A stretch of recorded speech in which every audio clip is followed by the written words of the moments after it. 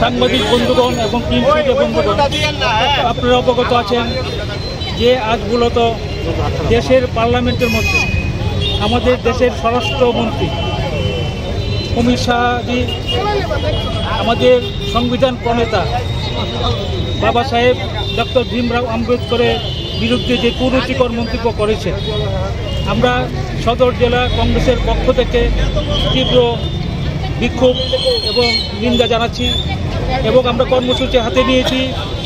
আজ ভারতের রাষ্ট্রপতি মহোদয়া মাননীয়া শ্রীমতী দ্রৌপদী মুর্মুর কাছে আমরা জেলা শাসকের মাধ্যমে ডেপুটেশন দিতে যাচ্ছি।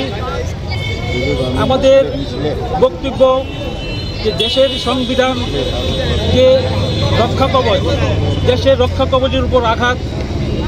আমরা মনে করি শিক্ষার প্রতীক আম্বেদকর, মানবতার প্রতীক আম্বেদকর, সম্মানের প্রতীক আম্বেদকর, স্বাভিমানের প্রতীক আম্বেদকর। আমরা সংবিধানের ন্যায়ের জন্য আমরা লড়াই করছি। সংবিধানের যে ন্যায়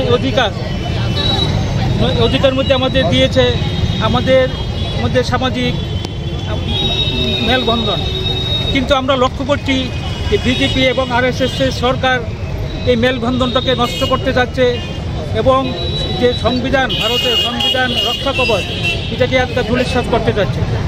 আমরা অমিত শাহজির কথায় আজ আমরা স্তম্ভিত এবং আতঙ্কিত। ওরা চাচ্ছে আবার মনুস্থিতিতে চলে যেতে, কিন্তু আমরা ভারতবাসী আমরা এটা করতে দেব না। আমরা যখন সংবিধানের উপর আলোচনা করতে চাচ্ছি তখন ওই আলপটকা মন্তব্য করলে ভুল হবে। এটা আলপটকা মন্তব্য না, এটা আরএসএস এবং বিজেপির এটা প্রিপ্ল্যানেই কাজ করেছে।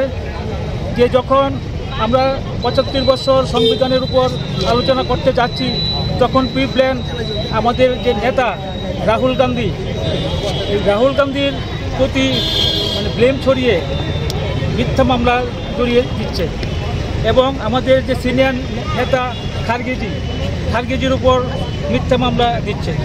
সেজন্য আমরা কংগ্রেস থেকে বিক্ষোভ কর্মসূচি জানাচ্ছি যে অবিলম্বে অমিত শাহকে বরখাস্ত করতে হবে এবং দেশবাসীর কাছে নিঃশর্ত ক্ষমা চেতে হবে। আমরা মনে করি যে বিজেপি এবং আরএসএসের সরকার পুরানা যে মনুস্থিতিতে চলে যেতে চাচ্ছে তার প্রমাণ আমরা দেখছি যে মসজিদ খনন করে মন্দিরের খুশ করছে। এতে বোঝা যায় তারা কতটুকু মনুস্থিতিতে বিশ্বাস।